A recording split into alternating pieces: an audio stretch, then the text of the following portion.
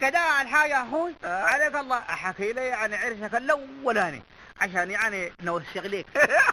والله بخجل يا منوفل بخجل. اقول زي ما في زول شايفك قول يا اخي. والمعبود بالحق خيلان يا منوفل خيلان والله. سرك في بير سرك في بير. سمح يعودنا الله. مرة يا منوفلي كنت زهيان وقاعد في طرف الحلة اغني ساي ويا ليلوي ويا ليلو من فراق راس ليلو حنيني ابو ليلوي.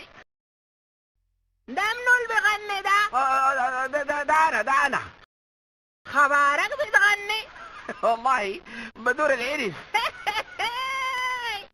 العرسان قالوا 3 جبل وجمل وسعين، انت ياتوا فيهن؟ كيف يعني جبل وجمل وسعين يا حاجة؟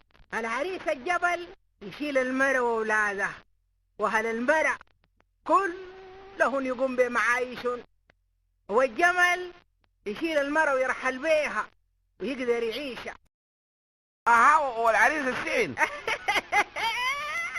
السعين ده بدل ما يشيلك تشيله انت، وبعد الشيء يخرخر لك في هدومك كمان، اوعى تكون انت عريس السعين. والله طبعا ده بتوقف على نوية العروس ذاتها. عروسك جاتها دون 20 النجف البسر الناظرين ما بياخدوها الضقال المساكين، هم دايما ماسكه بنزين. وفي عروس 30 كفاها الموظفين، وبنت 40 للشباب والبجلكنين، وبنت 50 اللي ياخدوها المجانين.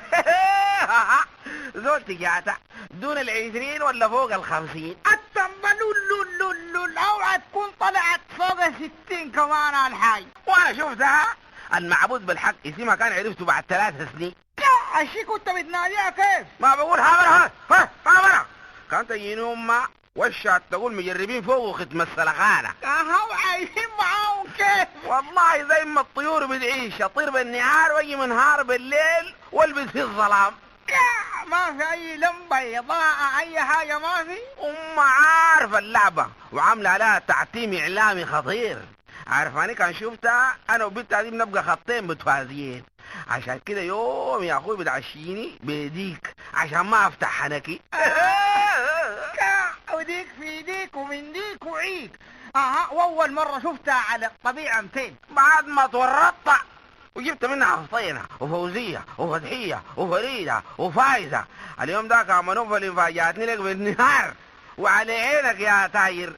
ما تزاني يا منوفل تقول لي شفت شنو؟ شفت شنو يا سعيد؟ اول التبادي عيون 4، تاني التبادي وشها زي الزول الداري عطسه قلبه العصا، ثالثة شعر سلك لماع كله شعر قايمة بلاه لفوق، رابعة ايديها طوال وبعد الطول ملان عروق، اخيرا يا اخوي طبقت مرقوبي واتخرجت براها. والنهاية المحزنة كانت كيف؟ لحقتني لك في اخر حرف من رمان الفوق الجبال ليه وقالت لي هاي ها مالك انت مالك ها؟ بصراحة كده بشوف عيونك شربوا وبشوف شدوقك يجربوا ولونك يبقى زي لون الحربو، فاعتبري العلاقات البيناتنا خربوا.